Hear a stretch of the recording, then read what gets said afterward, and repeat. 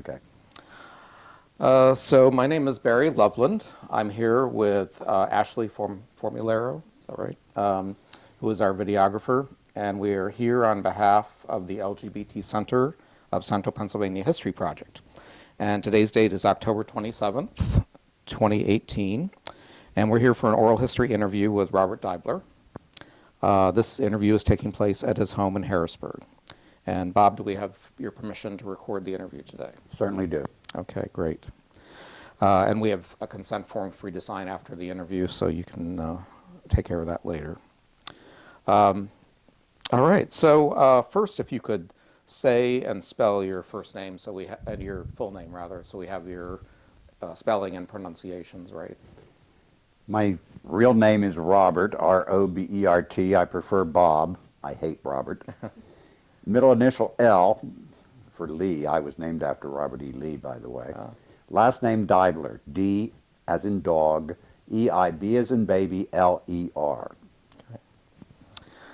All right, and what is your date of birth and where were you born? I was born January 20th, 1940, and I was born in a farmhouse in Upper Paxton Township in Dauphin County. Okay. So I'd like to start with your family of origin, to talk a little bit about your family, if you had any siblings and so forth, and then what life was like growing up in the household. Of course, I have a mother and father. Everybody does except Adam and Eve, I guess. And I have two siblings, both younger. I'm the old one in the family. The brother next to me is now dead. The youngest brother is still alive, lives in Hamburg. I grew up, we had the greatest place in the world. We lived in the mountain. I mean, literally lived in the mountain. And we would get lost somewhere after breakfast. Mom, this was in the summer, of course. In the winter, school ruined things. But in the summer, we would be out in the mountain, we'd play, we'd climb trees, we'd cut down trees that we weren't supposed to. We had really a great time growing up. The middle brother, Dave, and I never did get along. Of course, Dave, I was born in 1940, and Dave was born in 1943, in the middle of World War II. So Hitler was on our mind. And when I wanted to get Dave mad and make him cry, I would tell him he was adopted, and he was really Hitler's son. And he would come running into Mom, and I would get hell, as a matter of fact. Anyhow, we grew up in the mountain. Dad always wanted to be a farmer. He never got his wish. He worked in a tool factory. My mom was a stay-at-home mom until Bill went to school, and then she got a job in a factory in Millersburg. She worked nights, and I was the cook. And I can still remember, Dad liked Howdy Doody. We boys didn't like Howdy Doody. And he'd say, "Aren't you going to watch Howdy Doody tonight?" And I had an excuse, I'm cooking. But the two other ones had to. But anyhow, I was the first person in the family to go to college. Originally, I wanted to be a minister. It's taken me probably 50 years to figure out the reason. I was in... Okay. Okay, and anyhow, then I decided I wanted to be a lawyer. But I couldn't afford to go to pre-law. I had to find a college that was cheap. There was nothing cheaper back then than state colleges. And I went to Bloomsburg. I majored in English and social studies. Actually, social studies was my major. English was my minor. Along about my junior year, I realized I don't really like social studies, but I was too far gone to change it. So I took the bare minimum to keep me a major in social studies, and then, of course, picked up all English and a lot of drama credits, and therefore I graduated with 2 majors. The college didn't give it to me, but the state did. And then I taught school for 30 years in Millersburg. I taught English, started out in ninth grade, ended up, I was doing only seniors by the time I retired. I started doing musicals in Millersburg, and I'm happy to say they're still doing them. We did them on a wing and a prayer. And then, of course, I retired after teaching for 30 years, and I was only 51. I moved to Harrisburg. I had lived in Millersburg and in Elizabethville until then. Moved to Harrisburg. I met a man, Ron Fink. Ron owned the gift shop in Harrisburg, down at 712 Green, called the Bear Wall Gallery. And he and I became partners, not only in the shop, we became real partners. And of course, I continued there. We never lived together. I had my house, he had his house. And I would spend probably 4 or 5 nights a week cooking dinner for him, staying with him until around 10 o'clock, 11 o'clock. Then I would come home and he would do whatever. And that worked out beautifully. And then, of course, Ron came down with bladder cancer.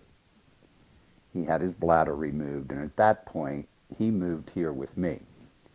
And I thought this was going to be pure hell, but it wasn't. It was a good time. And he came to call this house the home, and the store was the store. Ron only lived about 2 years after he was diagnosed with bladder cancer. It metastasized, and he then died of bone cancer. I ran the store then for 6 months. I hated doing the book work. I liked waiting on customers, but that's only part of it. And besides, I'm getting on there. And so I decided it was time to call it quits, and I sold the store after 6 months. And it was a debate whether I wanted to sell this house and convert the store back into a home. And I decided, no, this was more comfortable, and so I sold everything. And that's where you find me now. Can we go back and go a little bit more in depth into like your school years and what that was like? What kind of schools you went to? I started out in a in a one-room school for 4 years. Oh, really? And it was grades 1 through 8. I stayed there my first 4 years. And I think we probably never had more than 30 kids all total. But we had one teacher. And it was, in a way, it was great because I'm not the smartest pea in the pod, put it that way. But I'm not the dumbest either. And you know, you'd get your work done, and so you were bored, and so you'd listen to what the bigger kids were doing.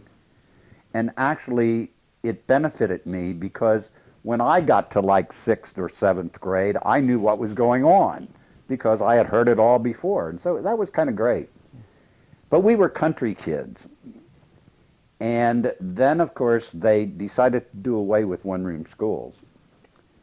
And we went to Lankerville. And Lankerville wasn't prepared for the influx. So they reopened an old school that had been there. And 5th and 6th grade were in this, it was actually 2 rooms.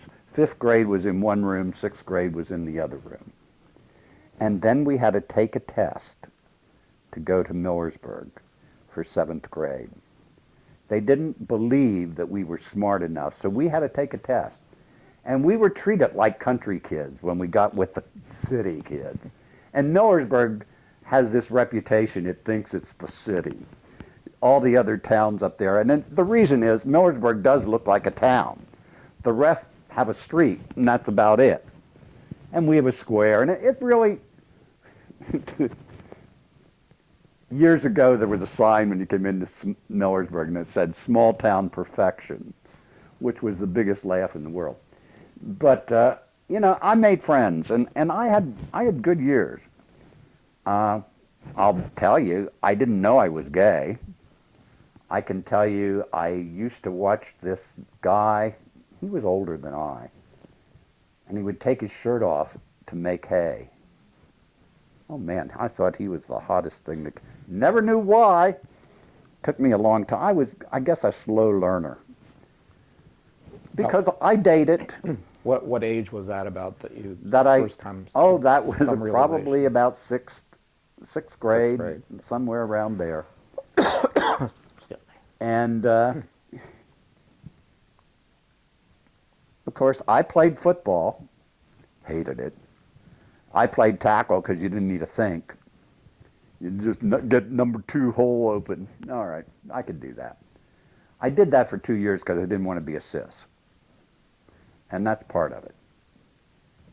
And And you said you dated as I dated women, yeah. I was able to have sex with women. To be very honest, but it wasn't fulfilling. And then, of course, I graduated from high school, did okay. I like to tell people I was number 3 in the class. And then they say, well, how many are in the class? And I say 39. They're not impressed at that at all. But we were the smallest class from Millersburg in years. In fact, I don't think there's ever been one since. It was a bad year for seed or something, we decided. Or else they were all getting ready for World War II, one of the others. Anyhow, I did okay in high school. I had friends, but I was different. I knew that. I figured back then, I don't know whether I ever really questioned, but I knew there was something different about me, and I didn't know anybody else like me. And then I went on to college, and I didn't admit to myself that I was gay until I was a junior in college. Now that doesn't mean that I hadn't had some gay experiences. My favorite story. There was a bar, it was called the Maria Santa.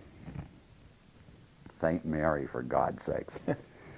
And it was on the old road to Berwick, or if you're from Berwick, you say Berwick.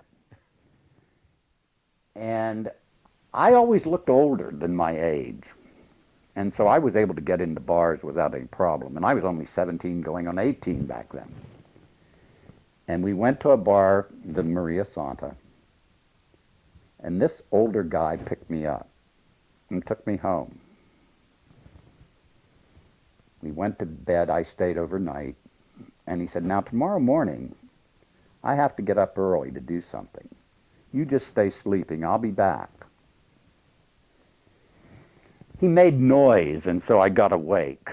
And this was about 6:30, I think, in the morning. And I opened my eyes, and there he is in a black cassock. He was a priest, for God's sakes. I was sure lightning was going to hit me right at that moment. It didn't. He saw I was awake, and he said, didn't I tell you? I said, no, you didn't. He said, well, stick around. I'll be back in about an hour and a half. I stuck around. But I still didn't admit to myself I was gay. That came about my junior year. And I hung out at Bill Hess's. That was my favorite bar at the bottom of the hill. If you know Bloomsburg, the college is up on the hill. And the main street of Bloomsburg goes right up to the college. And there was Bill Hess's bar, which, by the way, is still there. And I hung out at Hess's. I was never old enough, but when they said, hey, a raid's coming, I'd get lost. I was smart enough to do that. And what year about was this? And that would have been about 1958, 59. Okay. And this was a straight bar. This wasn't. No, this was a gay bar. Definitely was gay. Really? Well, it was mixed. Oh, really? But we were tolerated. No problem. It wasn't outrageous gay. Mm-hmm. But yeah. That's very. I'd say it was about half and half. Because that's the first I've heard of that bar. Oh, yeah. Yeah. Well, anyhow, I met this guy. We had been talking for a long time, Mo. He was from Baltimore, and he was a vet. He was there on the GI Bill. And we were at Hess's, and I had an old Studebaker. I think the Studebaker was 1949. And I don't know why we went for a ride. I think he knew why, but I didn't. And we drove over the back road to Catawissa. And I had a pee. And so I got out. And when I remember it was snow on the ground. Stood in the car light. Maybe I unconsciously was leading him on. I don't know. But he came out and he held it for me. And then we did whatever. And I went home. And then it struck me, hey, Bob, you're gay. I didn't go to class the next day. I was doing my oh, woe is me bit. I guess the oh, woe is me lasted about 8 hours. Because by about 4 or 5 o'clock, I thought, hey, you enjoyed it. It isn't your first time. You know who you are. Admit it and get over it, Blanche. And I did. And I've never looked back. I have never apologized for being gay. And I am lucky because I have never had out-and-out discrimination. It's never happened to me. And then I became a teacher in little old Millersburg, for God's sakes, the middle of the Bible Belt. And parents who were very good churchgoers. Now, I will say, I was fortunate. The denomination was the United Church of Christ, which most people say, yeah, that's a little bit better than a philosophy, and that's about it. Thank God.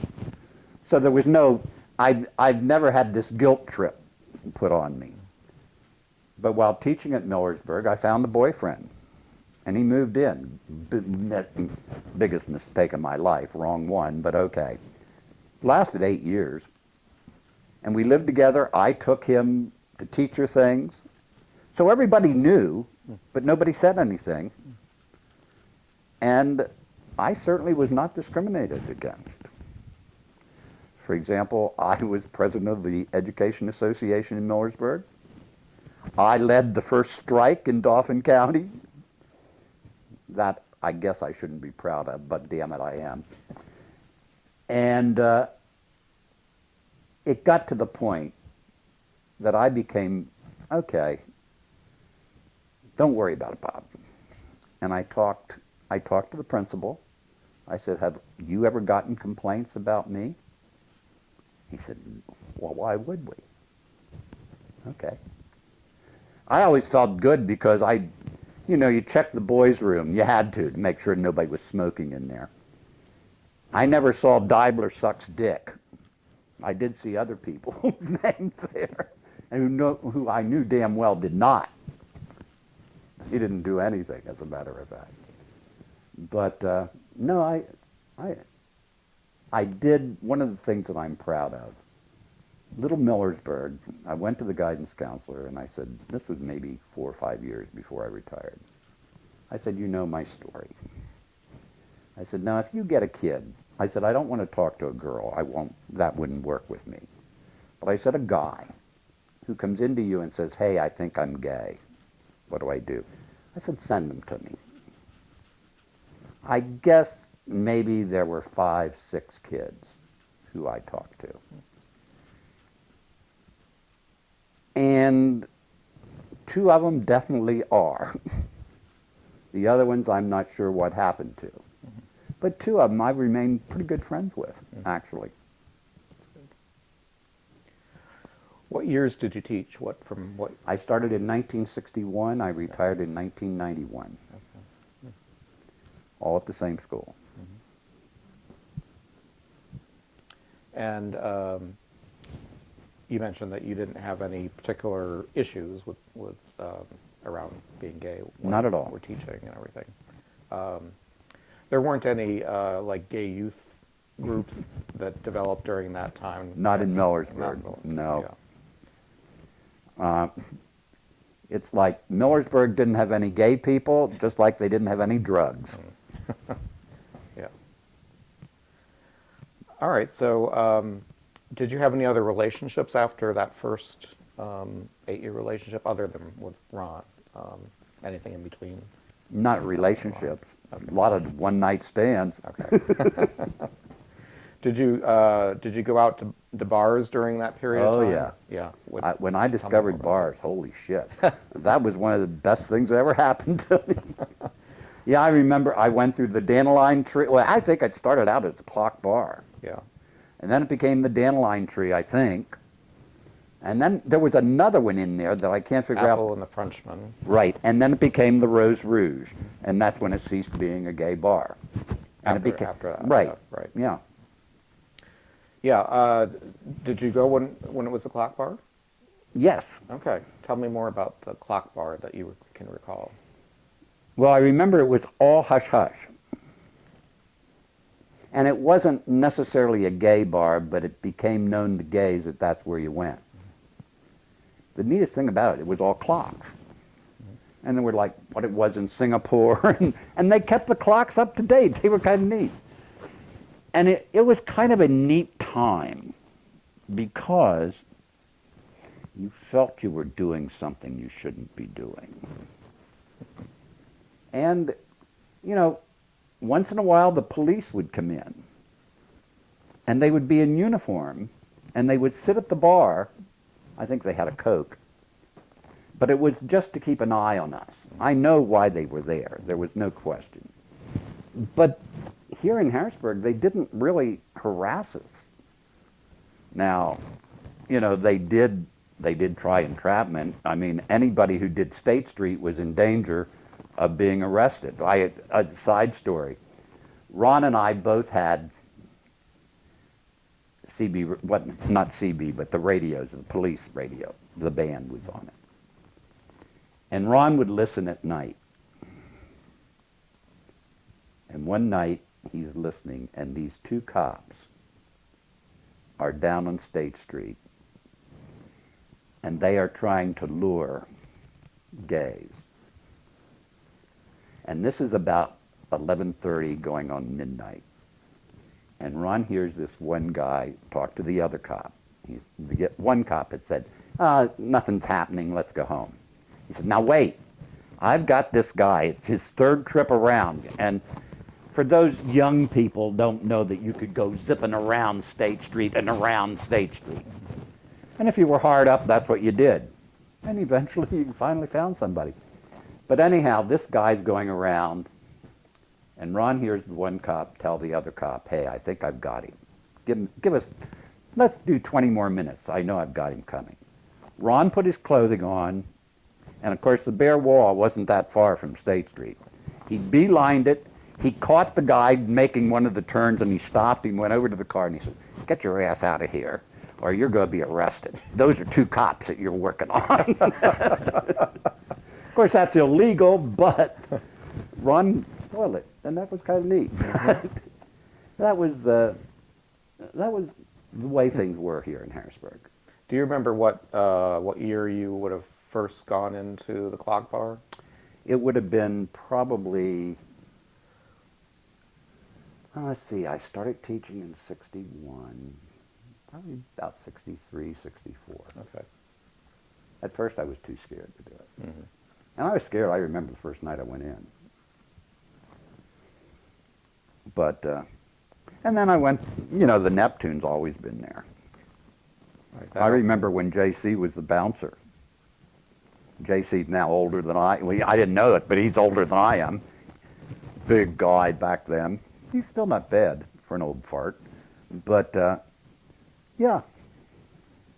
And so, were you aware about the time that when the Clock Bar was closed, it was raided and closed? I was aware. I wasn't there, thank heaven. Yes.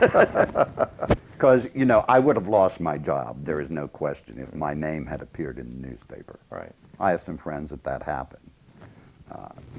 I guess if you're as old as I am, you know that City Island used to be a great cruising spot. Mm-hmm. And I have a friend who was an art teacher who was caught out there. His name appeared in the newspaper. He lost his job. Thank God he was a neat artist. He didn't need it, but yeah. So you had to watch. Yeah. Tell me about other bars that you went to. You mentioned the Neptune. Neptune, yep. The best thing about the Neptune for a gay man, they had the mirror above the bar. You could check crotches all the way down the bar. We were sorry when that disappeared. And the Neptune always needed fixing. The men's room, there was a hole in front of the urinal where you could look down into the basement. And it was there for years. You just kind of straddled it, and that was it.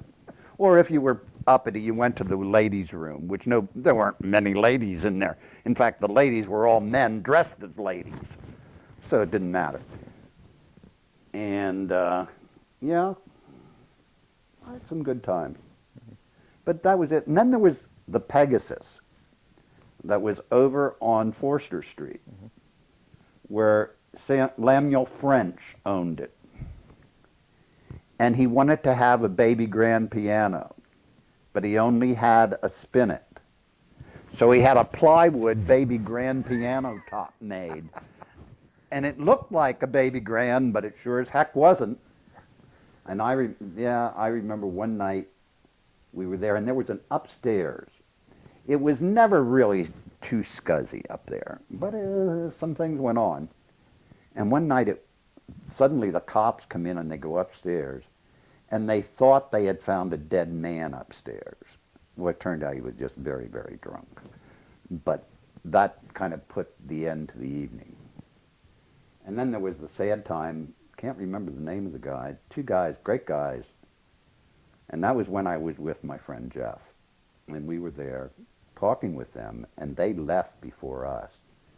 And their car was parked on the opposite side of Forster Street, and they were drunk.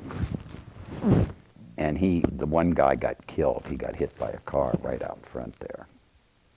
So I have some not nice memories about the Pegasus. But I had fun. And then there was the Strawberry when it was down on Market Square. Sunday afternoons were great times to go to the Strawberry. And one of the things that brought you in, the Strawberry had rooms that they rented out upstairs. And the railroad would put up overnight railroaders up there. And Your microphone. oops. And some of them, of course, knew that they could get a good blowjob if they wanted it.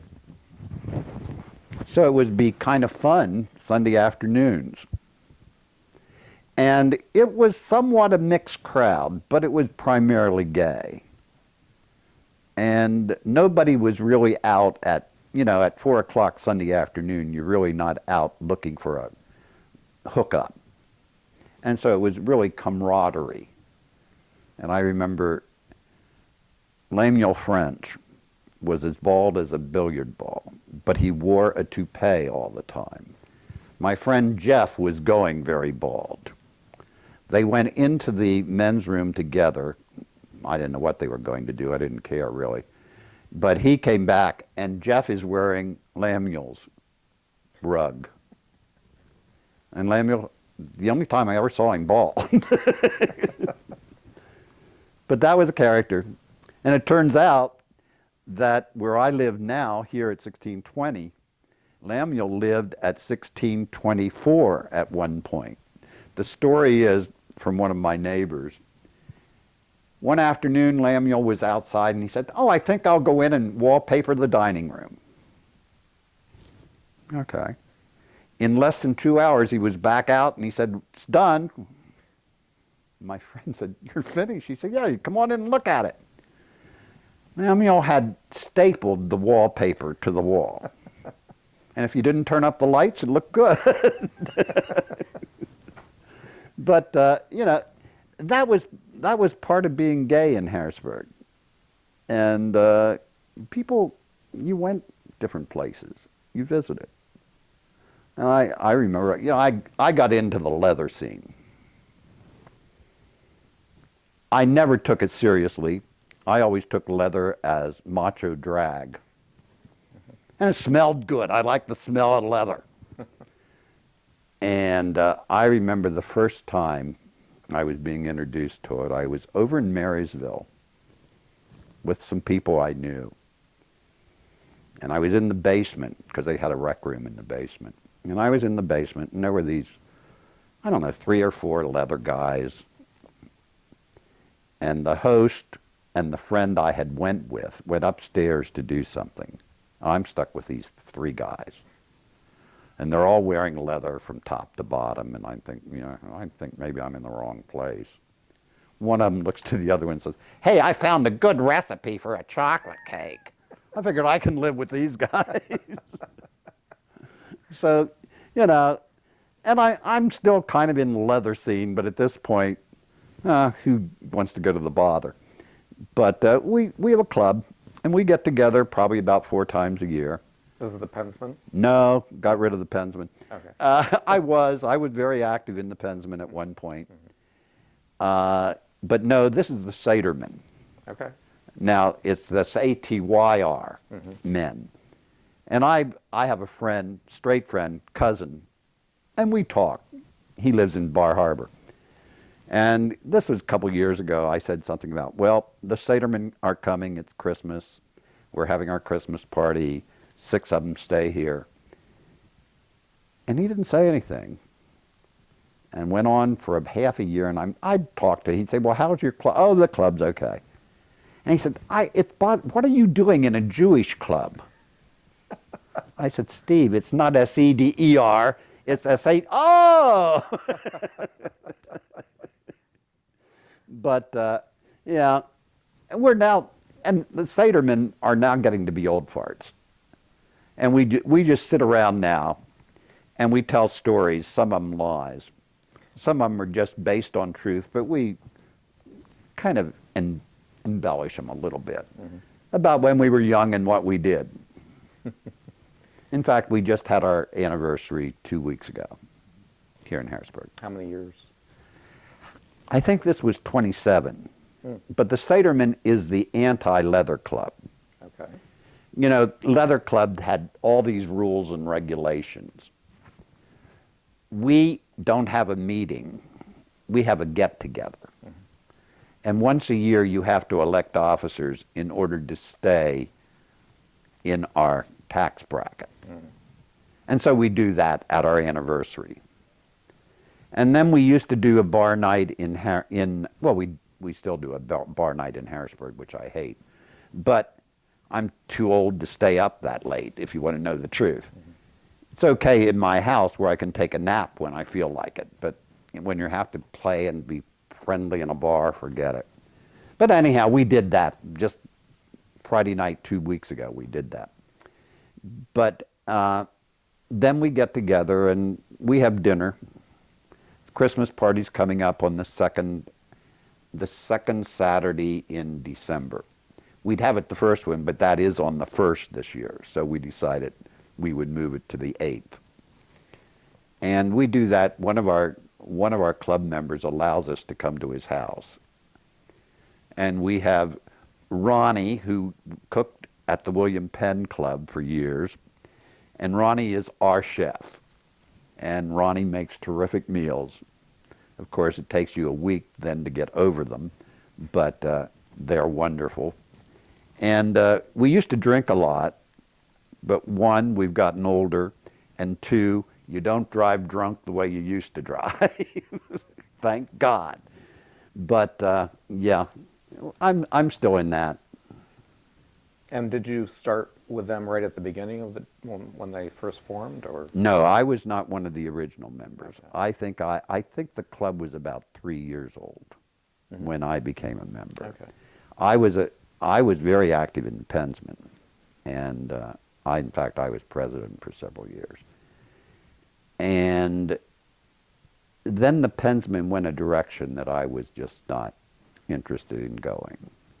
And rather than being an inactive member, I just resigned. But I had already been a member of the Satermen. Were you an original member of the Pensman, or were you? No, I wasn't an original there either. Okay. But I probably became a Pensman probably was the late 60s I became a Pensman. Okay, because the Pensman, I think, The was Pensman- late 70s, wasn't it, that they formed? No, wait, then it 77? couldn't have been the 60s. Yeah, I think 77 is the date that I have as the date that they formed. And that might be, you might be right. You might be right there. And it could have been, it could have been a decade later that I'm talking about. Okay. Yeah. But it wasn't, they weren't very old when I joined. Okay. But I can't tell you how old they were. Yeah. So what do you remember about the Pensman while you were kind of active in that? Well, in the Pensman, the Pensman had no purpose other than a club to get together. And that's really why all those clubs formed. It was before the days of the internet. Mm-hmm. And you needed a place where you could meet people. Now, there were the bars, but then the clubs, it was more chummy with the club feel. Mm-hmm. And most clubs would have their own bar. By having their own bar doesn't mean that they owned it or anything. It was just that the bar allowed them to have meetings there. And for example, the Neptune became the bar for the Pensman. Okay. And they had no purpose. So there were a few of us decided, look, we've got to have this club do something. And then, of course, the AIDS crisis hit. And it hit everybody. Remind me to tell you a story about that. But anyhow, we decided to have bar nights, and the money from the bar nights all went to AIDS. And basically, it was to help people who had AIDS with finances. Now, we never set the world on fire, but we did it. And then older people will remember Wesley, who lived the corner of North and 2nd Street. And Wesley was a drag queen.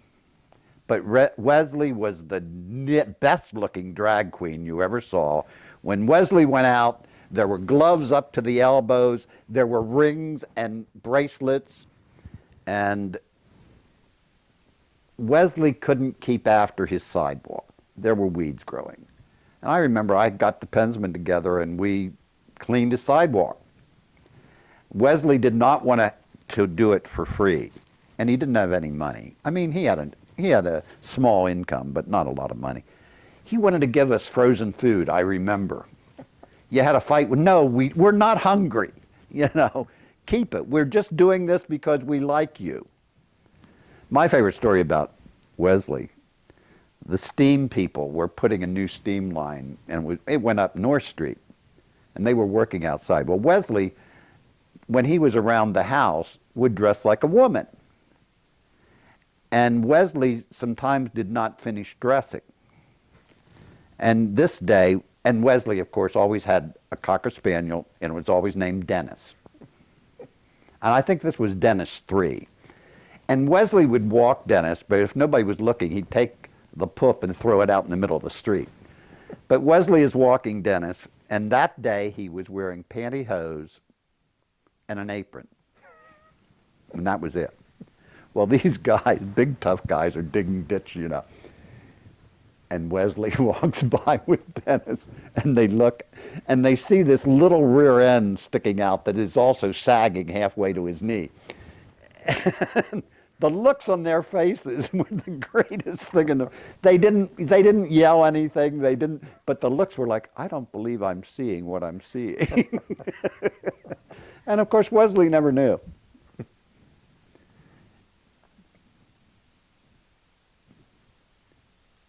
One of my early years but this was when it was the dandelion tree, because Larry and his friend, what in the hell was his name? He's now dead. Larry's still around.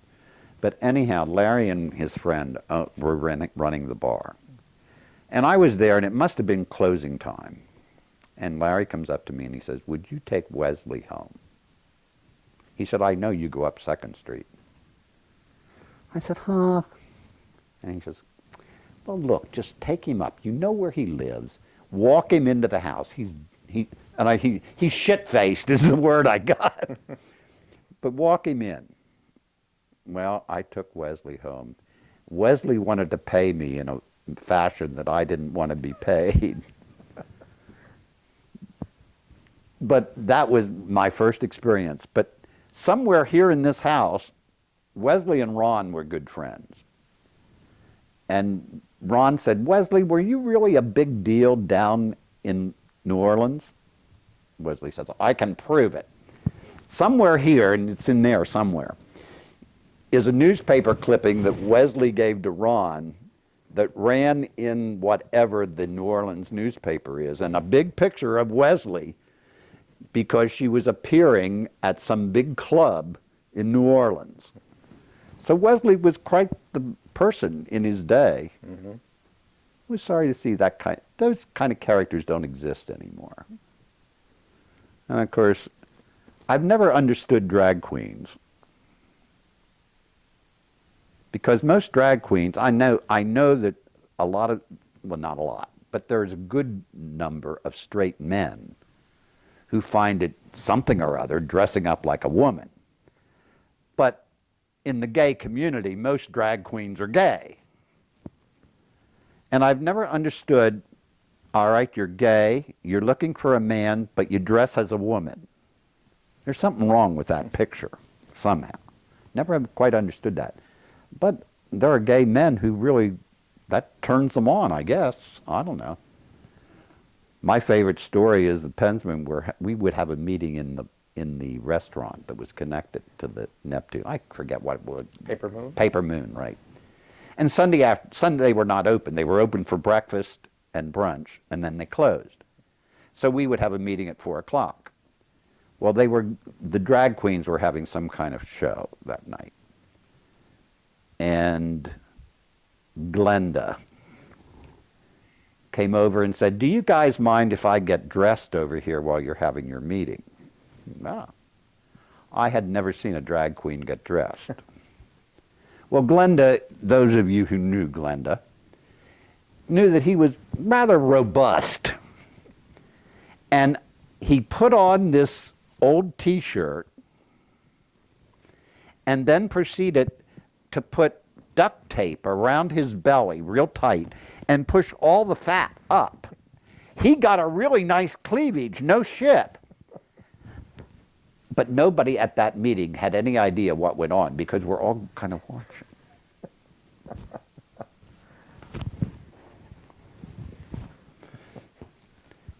You know, I've enjoyed being gay. I really have. Straights don't know what they're missing. I'm trying to think, what else do you remember from the Pensmen in terms of what activities they did? Well, our big activity was the run, mm-hmm. which was always held over President's Day in February. And we were about the only club that did it in the wintertime. Because there's always the danger you get snowed in Harrisburg. But, you know, that would be a 3-day affair. And when I was president, you know, there was a lot of responsibility because we would have it, well, we had it at the Radisson quite often. Before that, we had the run down at what became Holiday Inn at the river. 1 or 2 years, we had it at the Crown Plaza, which was, it just didn't work. But the Radisson, of course, was perfect. And we owned the title, Mr. Harrisburg. And as part of our run at the banquet on Saturday night, we would have the Mr. Harrisburg contest. The only time I ever did drag. Chris Green and I were MCs. And you had to fill in time. And so we decided we would do Sisters from White Christmas. It was Rosemary Clooney and Gwen Verdon, I think it was the other girl. Well, now we didn't really do drag. I had some old material, and we kind of rolled up our pants legs, and that's not easy when you're wearing chaps, by the way, and rolled up your pants legs, and we kind of draped that on us, and we got Mickey Mouse, Minnie Mouse bows on our heads, and we got fans. Borrowed them from the community theater, as a matter of fact. Bob Feldman, I think, stole them. I'm not sure. We took them back, though. But anyhow, we did Sisters. And we were pretty damn good.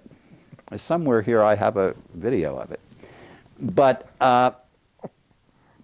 we were so good, it got to the end, and you're waiting for the judges to decide who is going to be Mr. Harrisburg, and you're trying to fill in. And we hear from the audience, "Do Sisters again!" And I think I was on the mic, and I said, "We can't.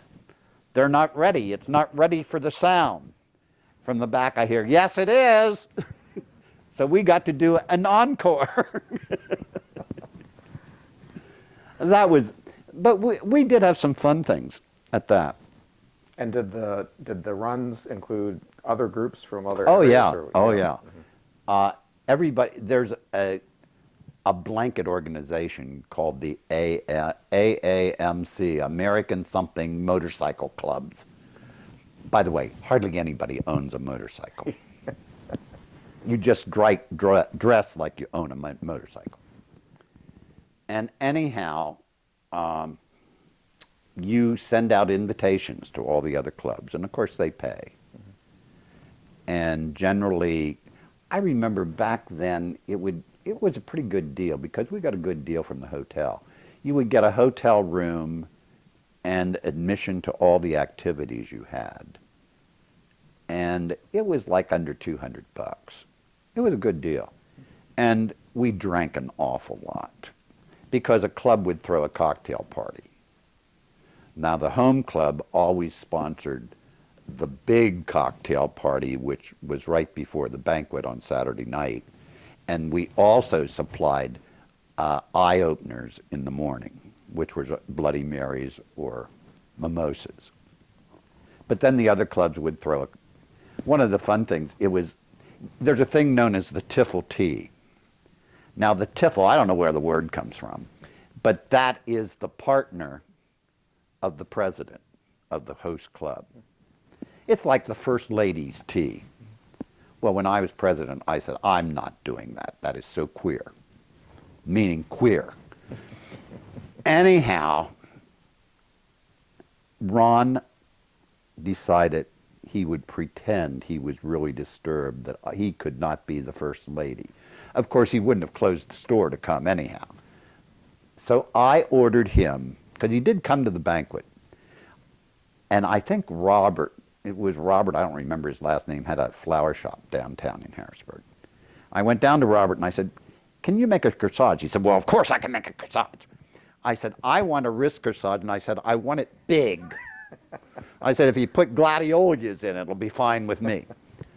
Well, he made this big thing. Well, before dinner, I was announcing, because you always have parade of colors, where all the clubs, every club has its own insignia, and they would present them. It's really quite impressive if you're into it. And the parade of colors was over, and we're ready to sit down to eat. And I had the corsage delivered to Ron, thinking he'd be embarrassed. He sat there all night with his arm up like this. And of course, the bare wall was open Sunday morning. And of course, we closed down. You'd have breakfast and brunch, and then the club would break up and they'd go home. And I came over right away to the bare wall. There's Bear Ron sitting behind the desk, wearing this now droopy-looking corsage, telling all the people who came in, who are, by the way, straight, "I'm the first lady, I want you to know." Probably Ron was the most, how do I want to put it? He did not hide who he was from anyone. And of course, I didn't broadcast it. I did find out later I was known as the grumpy one, and he was known as the happy one. That happened because after the store was closed, and Ron's gone now, 6 years. But after the store was closed, Bob Coldren lives across the street, and Bob was out cleaning his yard or something, and some guy came around who mustn't have shopped very often. But he went up to the door, and the door's locked. Of course, it's not the bare wall anymore. So he walked over to Bob, and he said, "What happened to the bare wall?" And Bob says, "Well, you know, one of the partners died, and the other one decided he did not want to run it." And the guy said, "Well, which one died? Was it the tall, happy one or the short, grumpy one?" So I know where I fit.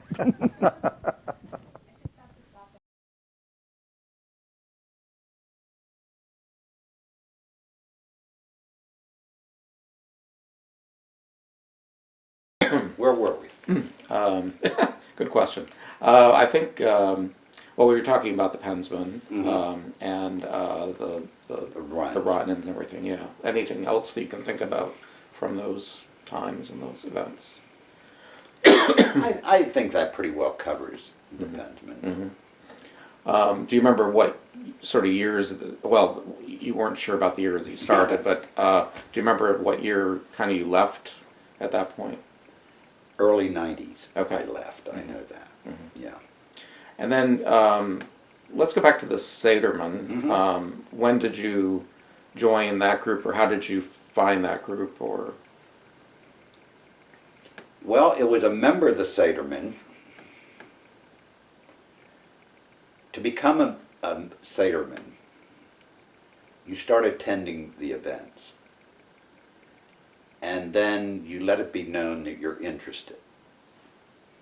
And then you have somebody who sponsors you. And then somebody does a straw vote. There's no such thing as a blackball or anything of the sort. And if the majority of the people say, "Yeah, he's okay," you're in. And that's how you become a Sederman. And you don't pay any dues. We have no dues. I told you we don't have any meetings. We're from all over the eastern seaboard. Harrisburg has become somewhat of our home because the majority live in and around Harrisburg. But like, I had one guy from West Virginia staying here 2 weeks ago, a couple from Hagerstown, and another couple from Lawrenceville, New Jersey. So, you know, they're from all over. We're now having one who moved from Florida to Arkansas again. I said, "Why in the hell would you move to Arkansas?" But anyhow, yeah, we're a group, and we like each other. And because we don't meet often, we're actually happy to see each other. Now, my big job coming up is I run the Christmas party, and again, we'll be having it over in Marysville. We rent tape. This guy, he's got a garage. But in the garage, he's built a stage. Now, they do park their car in there when we're not having anything. But then they clean it up, and we rent tables and chairs, and Ronnie cooks, and we eat, and then we have a gift exchange.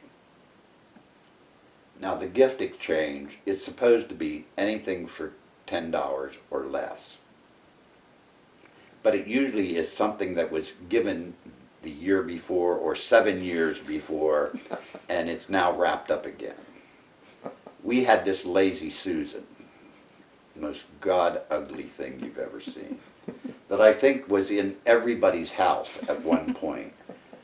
But one of the Sedermen got a new friend who likes it. It is never to be seen again, and we're so happy. Because you'd say, "Oh my God, it's that thing again." But we enjoy just bullshitting is the word.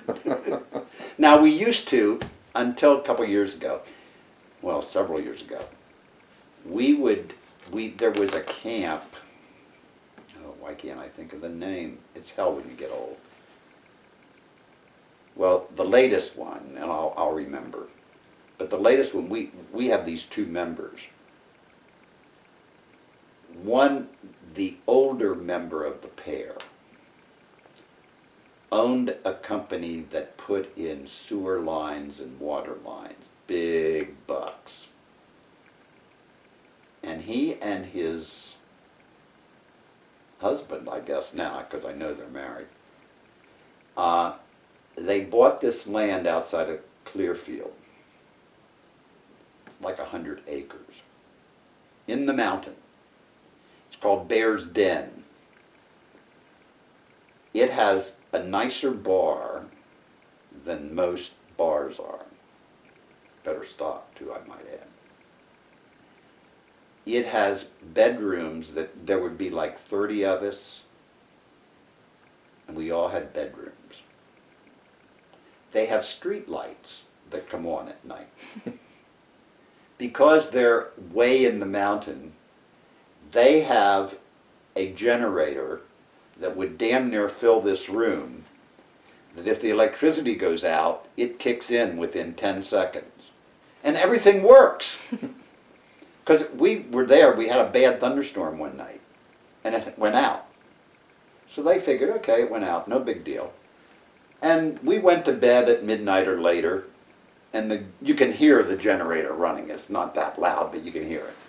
And the generator's running. We get up in the morning, the generator's still running. And Glenn says, I guess I better call the power company. Maybe there is something wrong. Well, it was only their transformer that was out. We didn't know it. Everything worked fine.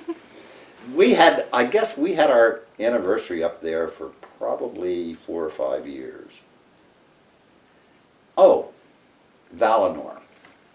That was the name of the camp out beyond Allentown. And Valinor was built by a man when the AIDS crisis, he was a doctor, and he was from New York City. And he decided that they needed a place for AIDS patients because there was no hope in the beginning. You know, it was a death sentence, which I wish the young kids realized is still a death sentence. But anyhow, he would be the doctor in charge of the medication. Oh, shut up. Whatever. And I'd know to go ring 3 times. And then we'll be fine because it'll be picked up downstairs. And now it's good. Anyhow, it was where AIDS patients could come in the fresh air. He would regulate their medications, and they would eventually die. Well, let's face it, the new drugs have made that AIDS is not like it used to be. It's still, medicines wear out, you know that. But anyhow, and he got older, but we would go out there, and it had, at one point, there were these chicken pens that had been turned into bunkhouses. Every time I went there, even though I slept in a sleeping bag, sprayed the bed that I laid on with all kinds of horrible things, I came home with crabs. I swear that place was infested. And it was always on my chest, thank God. But you went through the ritual. Rid when you got home, got rid of them, then go ahead. But we went out there, I guess, for about 8-10 years. And we would always have a project. Like one year we built a fence, one year we put in electricity to we always had a job that we did on Saturdays. But that was when we were young. And now we don't have young people taking over. Because young people, if they're looking to get hooked up, they go on the internet. And you don't need to go through all the rigmarole. And so the clubs are dying, as a matter of fact. Just like gay bars are not doing the businesses they used to. And it's because their need is not there anymore. It's kind of sad, in a way. Because that created a camaraderie. And it was kind of a feeling like us against them. There was no question that was part of it. But it's kind of sad to see that disappear. Oh, one of the stories I did want to... I'm here because of one woman. Otherwise, I'd be dead. I'd have had AIDS. There is no question. But when AIDS was making its first appearance, I had this friend. Actually, I was with Jeff, and it was Jeff's friend. She worked in the lab at Geisinger. And I remember it was a Sunday afternoon. We were doing dishes because they would come down, and she and her husband, they were married. They would come down to Jeff and me and spend the weekend, and they loved going to gay bars, and so we'd take them to gay bars. And anyhow, we're doing dishes, and she said, "Bob, there's just something I want to tell you." She said, "I don't know what you and Jeff's life is like." But she said, "Just be careful. There is something going around with basically gay men." And she said, "They're dying, and we don't know why they're dying." She said, "So if you're out, and if you're doing what I think you're doing, wear something." And from that point on, I was extremely careful. And I credit her. I mean, she's the one. Wow. Because I had my share of flings, boy. Used to love to go to Baltimore. That was a Sunday afternoon trip. What did you do there? Went to, I forget the bar it wasn't the Hippo. I didn't like the Hippo. There was, of course, later on the Eagle. But when I was with Jeff, that wasn't part of my life. But I remember we'd go on a Sunday afternoon. I remember it was darker than blue shit in that place. And we used to have some wild times. And also in Washington. I remember the Eagle in Washington. Walked into the men's room, and there's 3 bottles of what looked like they could be beer. It turned out to be piss. With a note, "Whoever wants it." Oh, that! Forget it. And I had a friend in New York, so I would go to New York pretty often. It was just a friend. But it was a place to stay.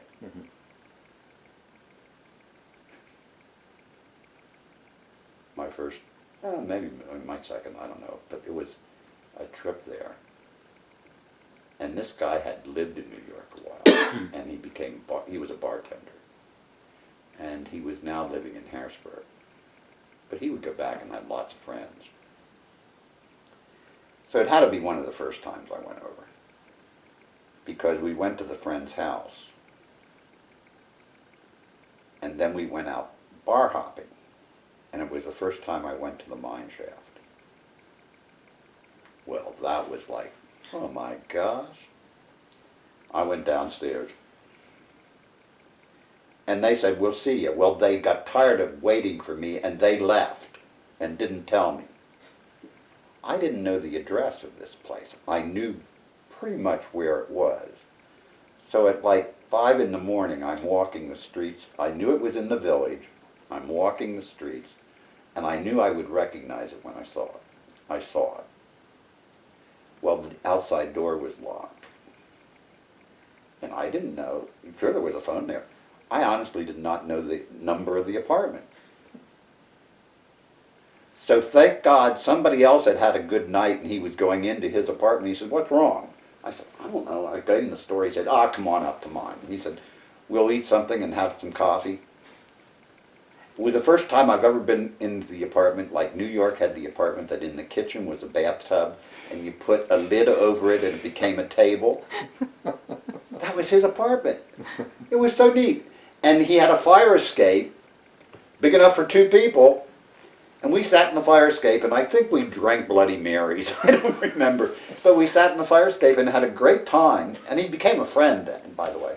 He said, if you really want to find, he said, now you're inside, you can walk through, and if you know I said, I think it was on the 4th floor. So we went, yep, I found the apartment. Well, I raised holy hell when I hit it. What do you mean, let me?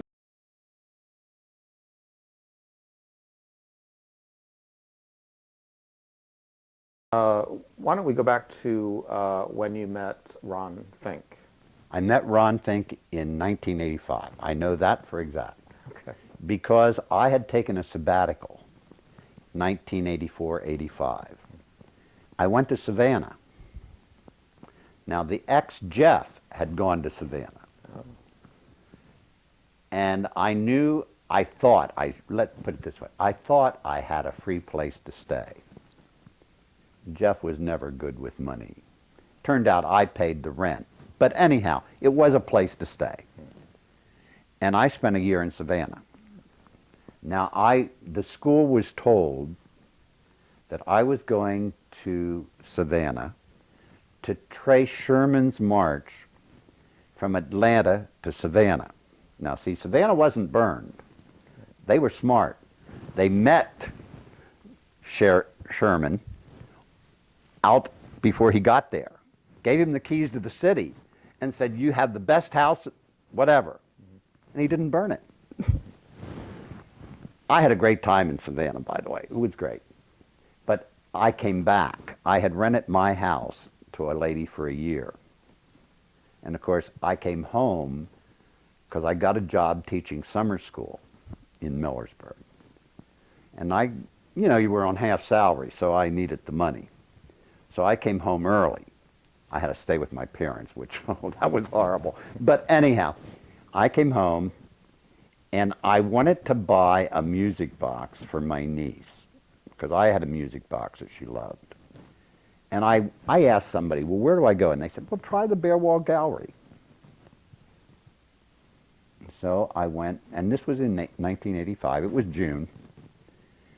And I went on a Saturday afternoon, and Ron was sitting on the stoop in a chair doing needlepoint.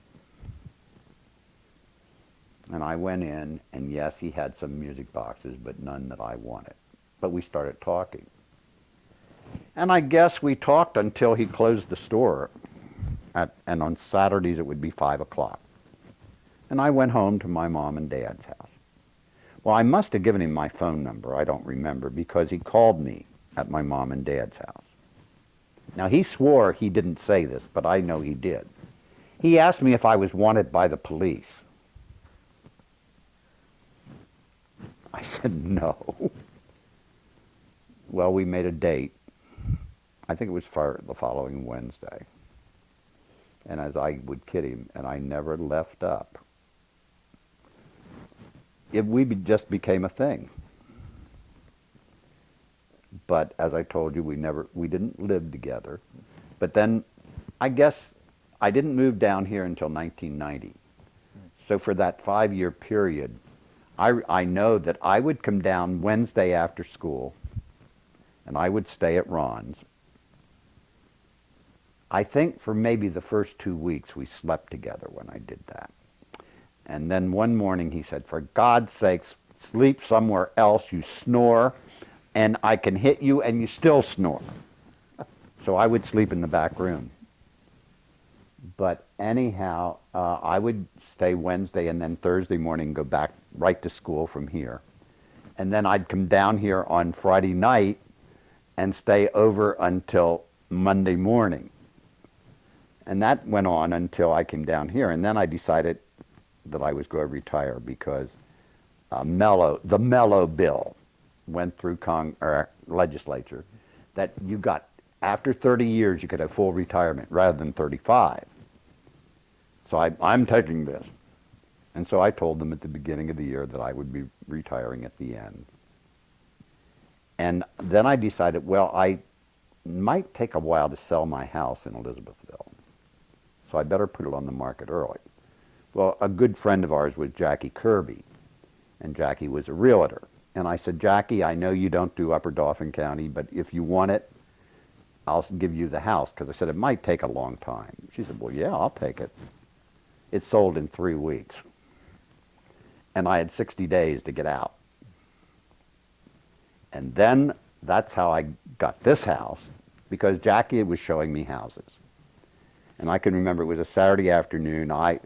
When I started working with Ron, Ron would disappear upstairs and I'd be left. And that was fine. I like waiting on customers.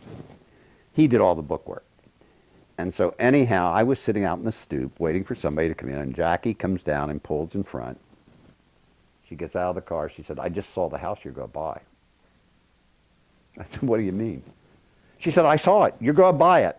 And she said, "I'm pissed." Well, Judy, who owned this house, had called her because she wanted to buy another house and wanted to sell this one. And so they had gone through the house, and Jackie said, "Oh, yeah, I can sell this." And she said, before I left, I said to Judy, "Now, is there anybody you want to exempt from the contract? Anybody you think might want to buy it that you looked at?" And he said, "I can't think of anything." She said, "Wait, Bob Deibler down at the Bare Wall. I know he's looking for a house." And Jackie came right down to me. She said, "I know you're going to buy it." She said, "And I could have ripped her tits off." And I did. I called Judy. Next day I came up here. Ron came with me. We went through the house, and I said, "Yep, I'll take it." And about the middle of the week, Judy called me. She said, "Did we set a price?" I said, "I don't think so." She said, "Well, how much did you get for your house?" I don't know. Well, I think I had gotten 82 or something like that. She said, "Add 1,000, that's what you get." And that's how I got the house. And it was kind of funny. The day I moved into the house, Judy is like a steel magnolia. I mean, on the outside, she looks like, oh, I can't do anything, but boy, she can. And of course, I had to be out of my house on a Friday. And Judy couldn't move into her house until Monday. But we both used the same moving company. Judy got on the phone and she said, "Now, I know this is going to happen." And she said, "Not many people move on weekends. You can let Bob stuff on the truck and not pay anything. He doesn't need to pay anything. And I'll move out and you can move it in." And I remember that Monday, because it was a Monday. Her truck was loading. My truck was at the end of the block. And when her truck pulled out, my truck pulled in. And her mother said, "I don't have time to clean." I said, "Hell, it's going to only get dirty anyhow. Don't worry about it." And so Ron and I, then we continued our relationship. And then of course, I moved down here, and it wasn't all roses and glory. I mean, we had a period where I think I fucked up more than anybody else. But we were going to call it quits. I must say, he's the one that came around. But that was the only time. And then, you become like an old married couple. And you are an old married couple. I wish we could have been married. I wouldn't need to have paid, 15% when he died, because I'm not a relative. But, yeah. And I liked working at the Bare Wall. I really did. I especially enjoyed it around the holidays from now on, because we were very, very busy. And I became the wrapper. I have wrapped more packages than you. And Christmas Eve day, we would be open as long as we had customers.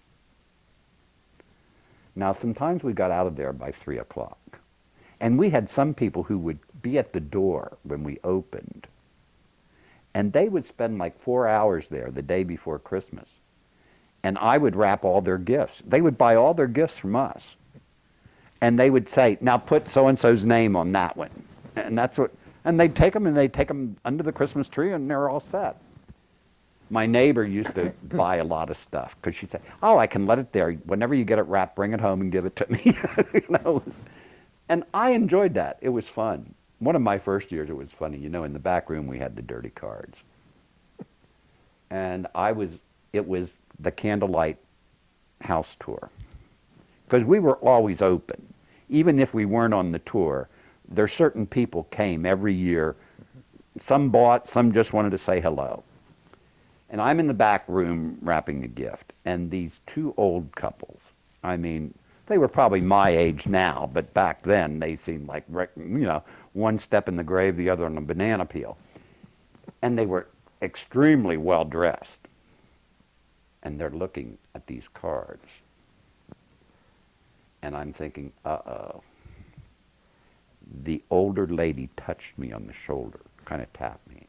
And I thought, oh, she's going to give me hell. I know she is. She said, you know what?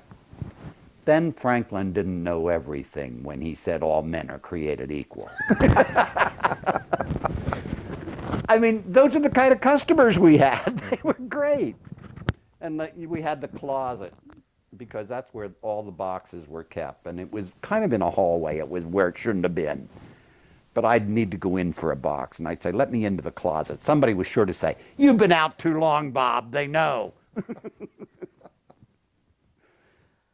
And I have good memories of that place.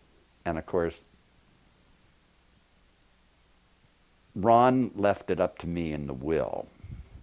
I didn't inherit everything. His sister, thank God, inherited. And, of course, our godson. There's no question. That's another story I have to tell you. But anyhow, my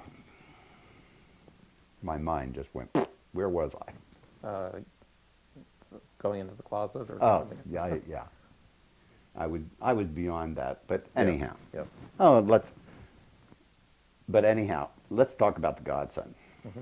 The Batistis lived around the corner on Briggs Street. They actually had lived behind me. But then they bought a house on Briggs. When they moved there, they were just him and her, young couple. Well, they had a son, JJ, and that's his name. It's JJ.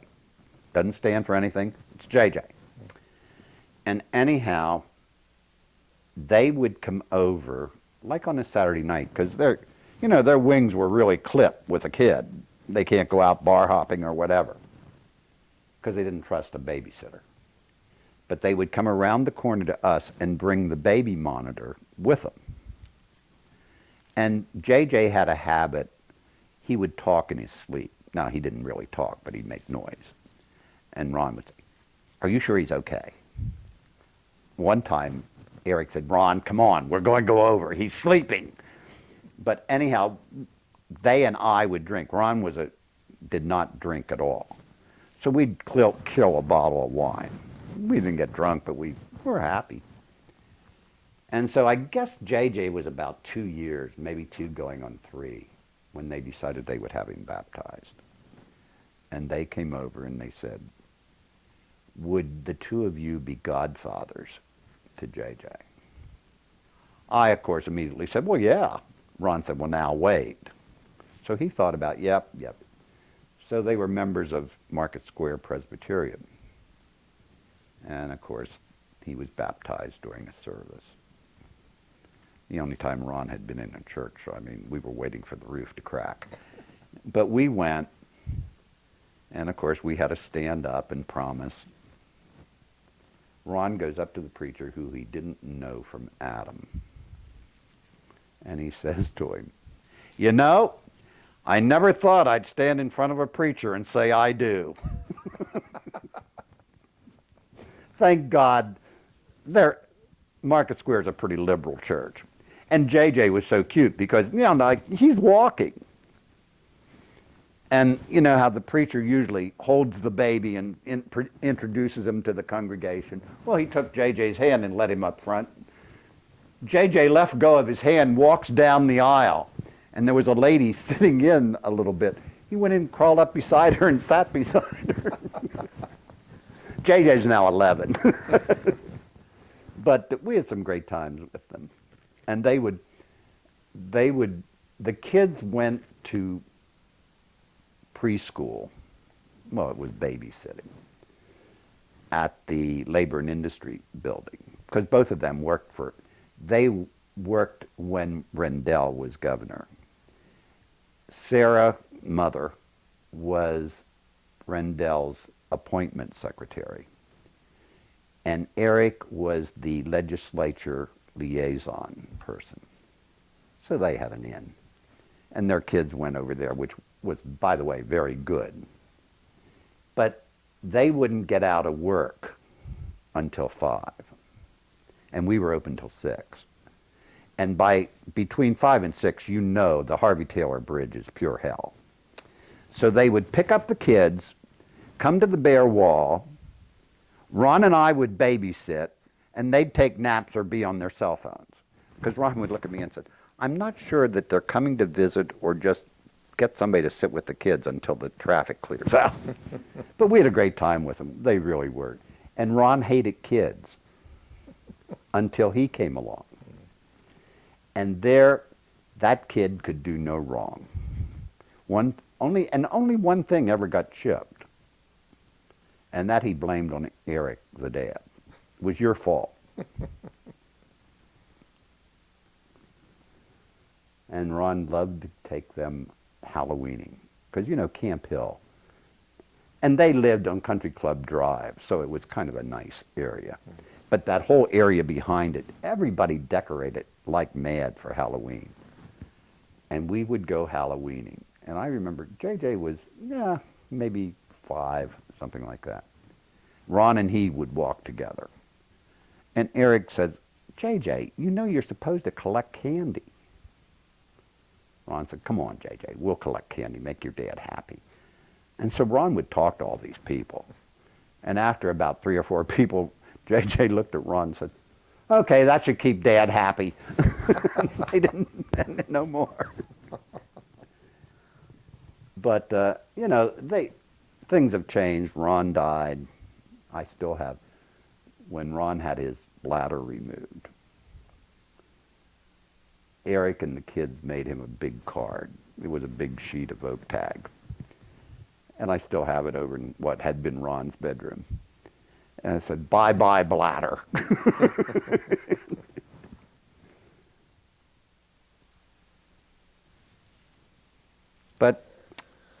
And then of course Ron came up here when he had his bladder removed, because then they put a hole, really, and he had to have a bag attached. And they said, oh, you can change it yourself. No, you can't. You can't see through plastic, for goodness sake. And it was no big deal. We changed the bag once a week. And Ron had no problems. But then he got sick. And, you know, I don't blame anybody, but after the bladder operation, he was told, we got everything. You don't need to see an oncologist. There is nothing there. And of course the PET scan came out negative too. But that was like in April. And then I think he had an appointment in June. And that's when they discovered that indeed they had not. And it had metastasized to the bone, and there was just nothing you could do. And so he only lasted then. He lasted from then, whatever, June or July, until September. And was gone. I miss him, always will. But I remember the fun times. And we had one heck of a lot of fun. Ron was character. And he would always say to me, he said, you know, I could have been in Mensa. And I'd say, well, why aren't you? Well, they want dues. And I thought, well, maybe that. I knew he was smart. But of course, I'm cleaning out after he died. Sure enough, there is his invitation to join Mensa, but it costs something like $170 to begin with, and then you paid a yearly due. So he was right. He didn't lie. But he was the smartest man I ever knew. He really was. He would do logic problems for fun. And, you know, like, Betty has a sister who's half her age, and then it would say, well, how old is John?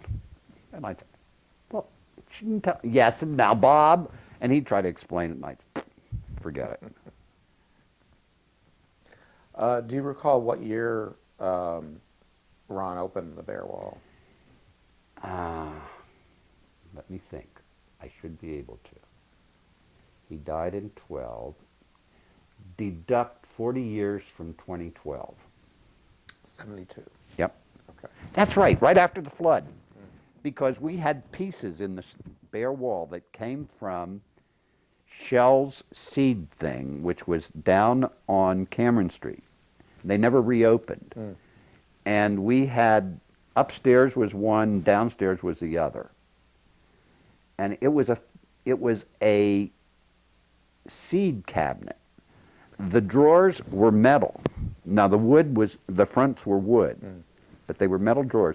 The story was when Ron got it, they had not cleaned them out, and there was corn that had sprouted in some of the drawers that they had been filled with water. And one of them had been upstairs. The bigger one was up in one of his rooms. And it had 40 million drawers. I mean, that was the hardest thing to clean out because it had been since 72, I think, and stuff had been put in. When a drawer got filled, he used another drawer is what it amounted to. But I gave the one downstairs I gave to Mark. But then the bigger one upstairs, I gave to Eric and Joanne, who lived 2 doors down. I still don't understand how those 2 people got that damn big thing down the steps. Because the steps were hard. But they did it. And it's in their house now. Well, I know that the bare wall, because it was such a local landmark for the gay community. Yeah. It almost served like as kind of a gathering place for people. I think Oh, yeah. people would always come there and stop in just to look around and visit, things yeah. like that. So, yeah. I think We it had was- people, whenever they came to town, would stop in to see us. And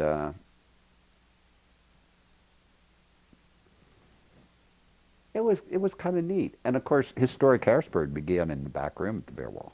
Oh, really? I didn't Yeah. know that.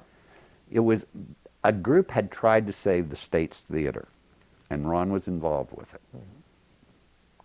And of course, they were unable to do that. Then these same people decided, okay, we need an organization which will work to preserve what is good. And so they met in the back room, and that's when it was put together. And then Ron always told the story about the first Candlelight tour, and that was very soon after. They needed a way to make some money. That's what it amounted to. And this one guy, Frank Pines, as a matter of fact, who's still alive, Frank was one of the group. And Frank said, why don't we have a tour, a house tour? And all the rest, oh, that's bullshit. Frank said, now look, I'll do everything. Well, that was different. If he's going to do everything, sure. And of course, it was a big success. And of course, all of them took credit for it. Oh yeah, we thought it was a good idea. That's great. Let's see. Let me just look at my list again. Let's see. In terms of your religious affiliation, you'd mentioned, I think, at one point, UCC or.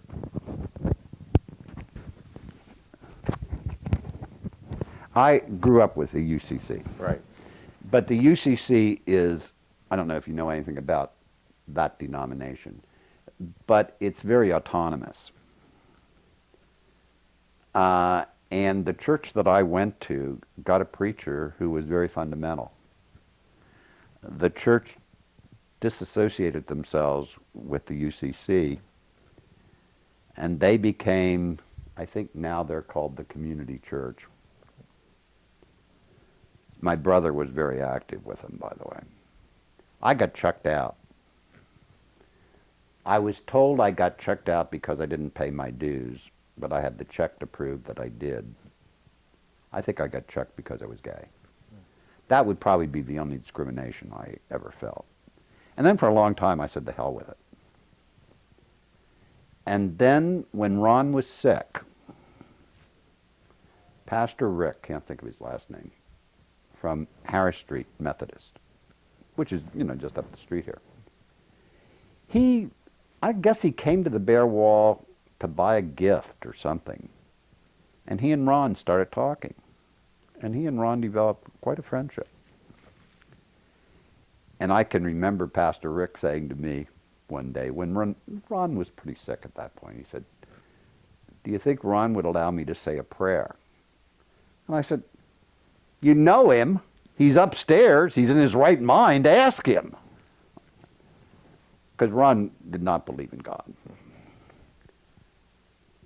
So Rick and he became really good friends. They really did.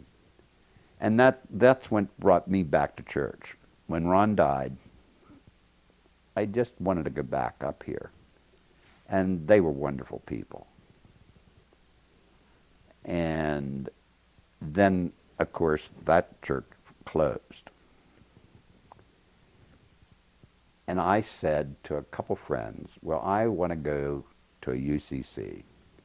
And Salem, of course, is a UCC church. And so we went down to Salem, which is the oldest church in Harrisburg. And they're great people. Now, of course, we jokingly, I think there's like 5 or 6 of us Methodists. And I said, you know, anybody that wants a church closed, let us know, we'll come. But they had a young minister when I went down there first, Pastor Ryan. He's left. In fact, they don't have anybody right now.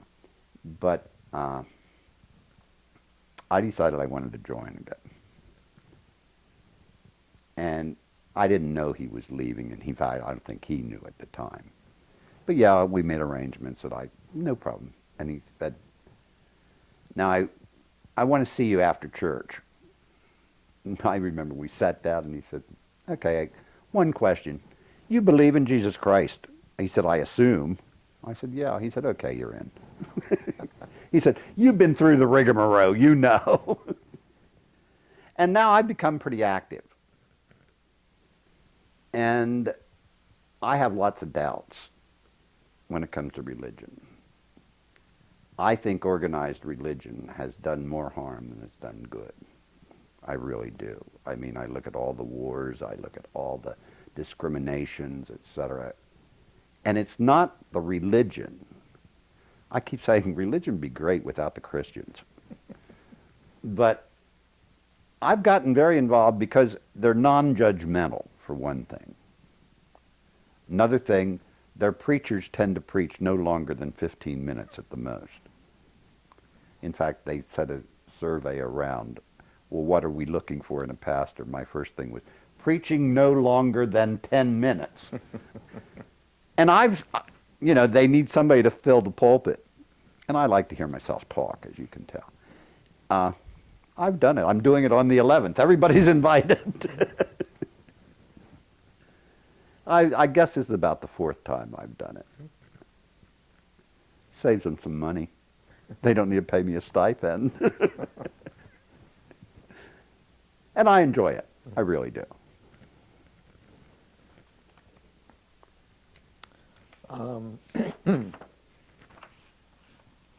And you were not involved in the military? No. Okay. Are there any other, say, LGBT organization affiliations or other things that you have been involved with over the years in the community? No, I haven't. Okay. I really haven't.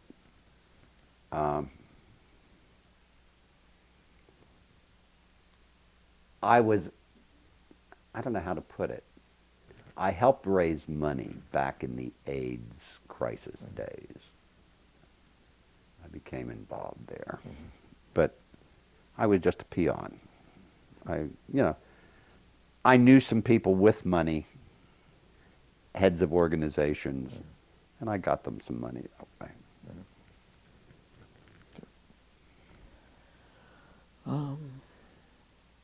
Any other just general civic involvement with any organizations that we didn't touch on yet? Oh, I'm pretty active with Historic Harrisburg. Okay, yeah. Otherwise, no. I really am not. What's your involvement with Historic Harrisburg? Have you been like? I volunteer. Mm-hmm. I'm a little annoyed with them right now. They decided, the bank building that they were given Yes. It actually was 2 banks in there at one time. And there are 2 walk-in safes. And they're pretty big, actually. So they decided that one of the safes would be made into a library named after David Hoffman. And the other would be the Bare Wall Gallery. And so we had this wonderful little meeting and big announcement, you know, big deal.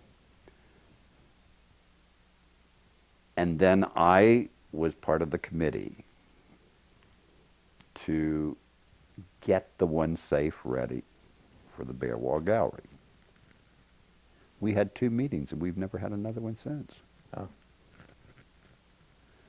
So I'm a little annoyed. So I haven't done a damn thing for them this year except pay my dues. But I'll get it back to them. Because I can't hold a grudge long enough. I forget. Were there any particular important events or turning points in your life that you want to highlight? Or Well, certainly when I realized I was gay. That was the biggest thing. And I'm proud of myself that I got over it real quick. I mean, I was enjoying the self-pity. And then I thought, but the other feels so much better. And, you know, I dated girls because you were supposed to date girls. Even in college. That was one and meeting Ron was probably the biggest thing that ever happened to me. I was really a shy person. Now, it doesn't sound like I was. But Ron gave me the ability to mix with people. And part of it is the fact that I was at the Bear. You know, even though, you know, as a school teacher, you run the thing. And it's easier to be the head honcho than it is to be a follower. It really is. But Ron and the store gave me a different outlook on life. And you know, I'm a pretty happy person. Oh, that doesn't mean I'm always happy. I can be the biggest grump you've ever seen. As they knew at the Bare Wall. My favorite story, oh, this shouldn't be on tape. My favorite story at Bare Wall was I was in the back room, and it had to be close to a holiday time. But we had Ron would suddenly decide in the middle of the season that we were changing the whole store around. And we had moved those horribly big shelves into the back room. I remember that. But anyhow, I was down on my knees scrubbing the bottom shelves because they got really dirty. And of course, we had the card racks. And there was this man there looking at cards. And I turned around, and there's his dick hanging out. I looked up at him, I said, "Get the hell out of here. We don't do that in here." And I literally chased him out of the store. And somebody said, "Well, how big was it?" I said, "I don't have any idea." But that annoyed me. It pissed me off. Damn it, what did he expect me to do? Pat it? Oh.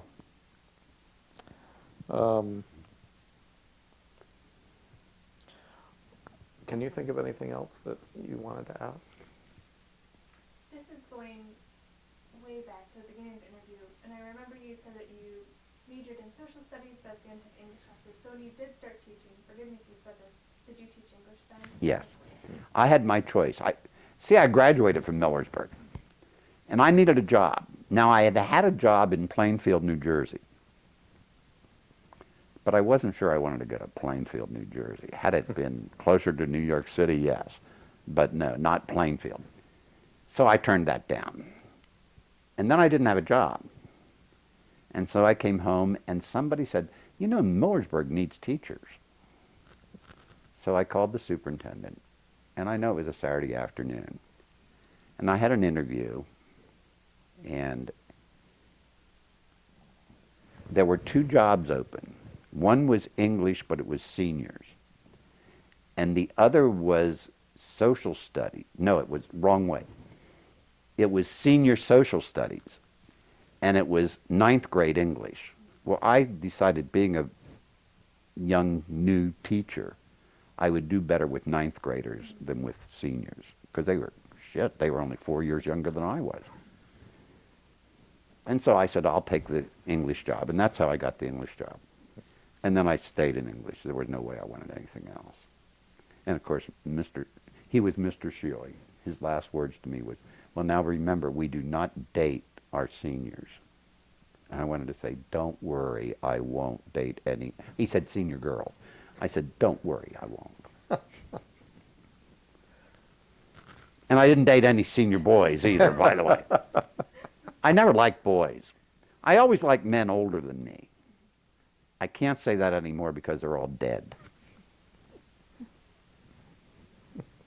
It's one of the things about getting old, folks. Anything else you can think of? You had mentioned, to remind you about an AIDS story, was that the sister? That was the one, yeah. Okay. Yeah, that was it. Where I was saved. And I have thanked her so often. I think that's all I had. Do you have anything else that you wanted to add that? No, I'm just glad I could add some not so revelation. That's not a word. They certainly aren't revelations, what I had to hand you. But I enjoyed talking. Well, I think a lot of what you had really enhanced our information, because we didn't have a lot of stories about the Pensmen, and I didn't know about the Sedermen, and of course we didn't really have any of the story of the Bear Wall. Right. Well, one thing we didn't really talk about was more about Richard Schlegel. Do you have anything that you can share about your remembrances of him?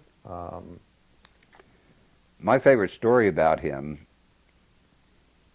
he lived like a pauper so that he could accumulate $1 million. But he would always tell this, I got through Jim Brennan, who lived next door. He talked about nothing, but he wanted to go to Greece. And he would talk to me, he'd call me on the phone. And I said, well, for God's sake, spend some of your money. Oh, no. I said, spend some of your money. And Jim told him the same thing. So he made arrangements to go to Greece. And he was going for 10 days.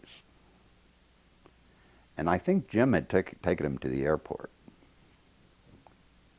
And Jim, of course, who could see light, because they live, like here, houses next to each other.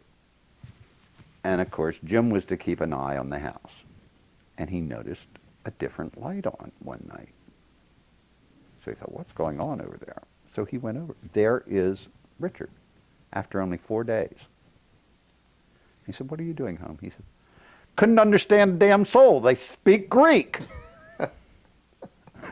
Jim said, what do you think they'd speak? But Richard liked young men.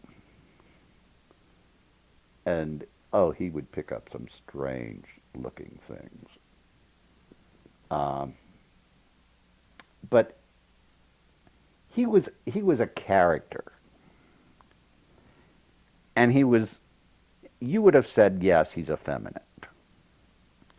But he had more balls than most people. I mean, when he was fired as a civilian with the Army, he took it right to the Supreme Court. Of course, they threw it out. But he took it. I've got the record of everything. Then when he was working for the state, he was working for PennDOT.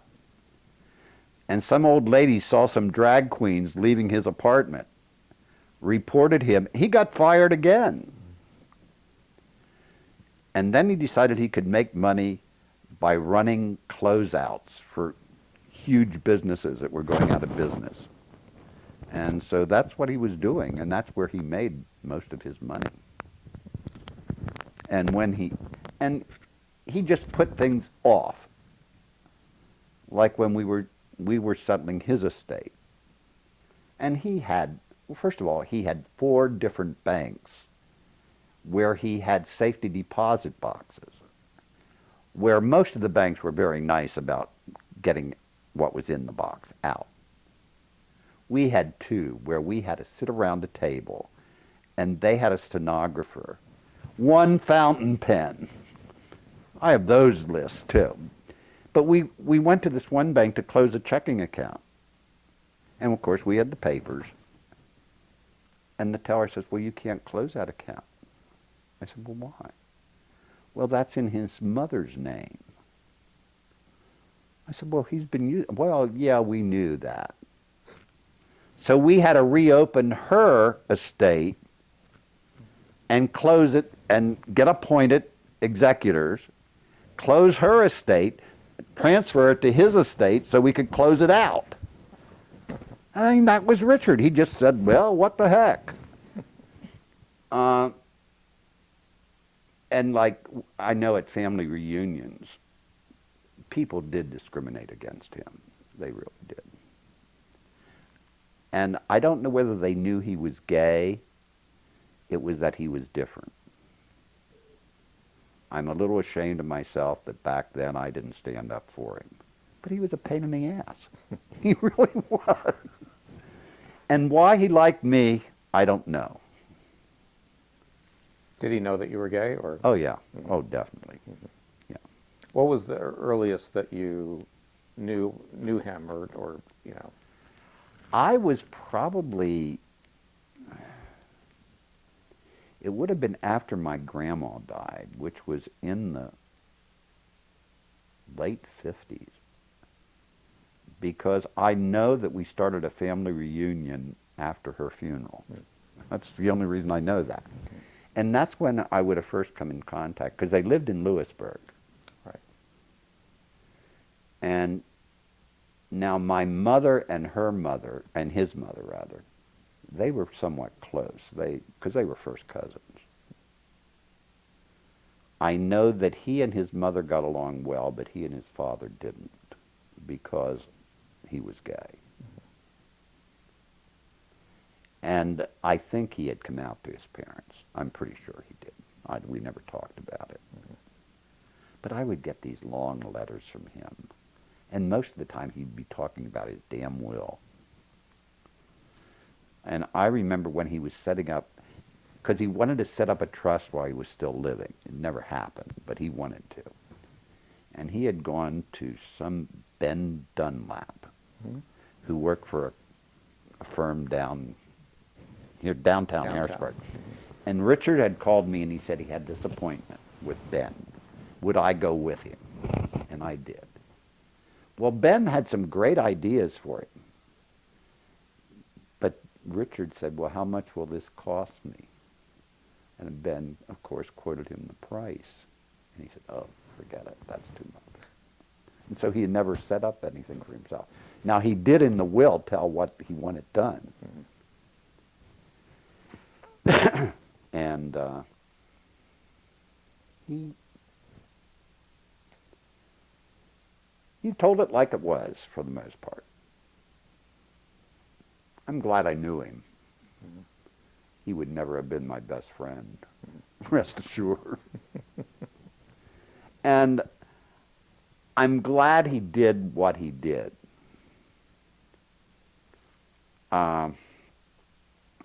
I wish he had been a little more liberal in his directions of where it shall be used. Because I don't know whether you told him, or the Gay Men's Chorus. I got an email from, I don't remember who it was. And it was for this year, and I said, no, our money is already gone for this year. In fact, we're a little over what we need. But the nice thing, you can carry it over for the next year. But anyhow, I said, I can probably stretch it a point and call it education. But I said, I do have to stretch a point for the gay men's course. Since they don't even, do they call themselves a gay men's course? It was always, do now. Do they now? There for the longest time was just the men's Right, course. right. Which I thought was strange. And they did have a couple non-gay people. Yeah. I do understand. And I enjoy them. And if we have some money till another year, yeah. But of course, we have been giving Equality Pennsylvania $20,000 a year. We are now, we have signed the contract with Penn State for another, I think that's $10,000 a year. We've been doing 10 with you people. Can you hear? All right. Okay. So, Yeah. But I'll go through Richard's stuff. If I find anything that I think you might be interested in, because I don't know what to do.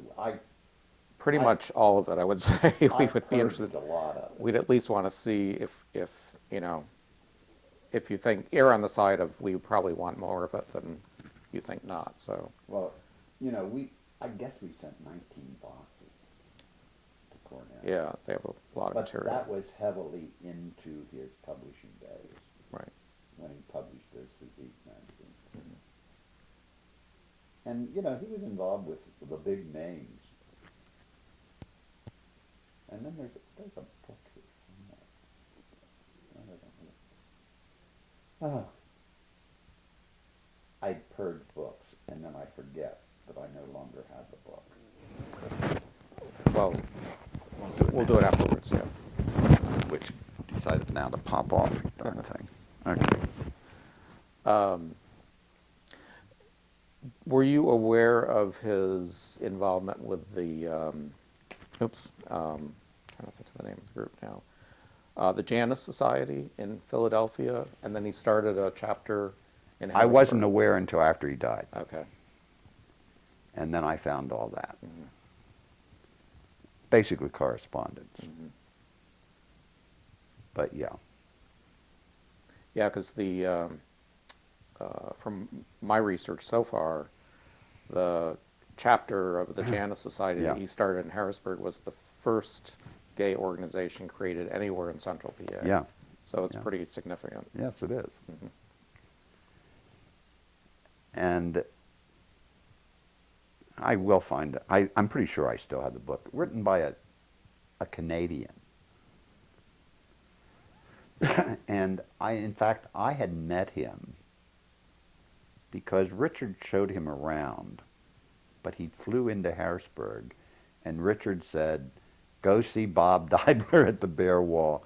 And I know we went for drinks, and I think maybe we went for dinner. But a nice guy, and he wrote this book, and he gives Richard credit for a good many things in it. So I'm pretty sure I didn't throw that away. I'm pretty sure it's in there somewhere. Anything else that you can think of that? No, I think that pretty well covers. Okay. In fact, I talked a lot longer than I thought I would.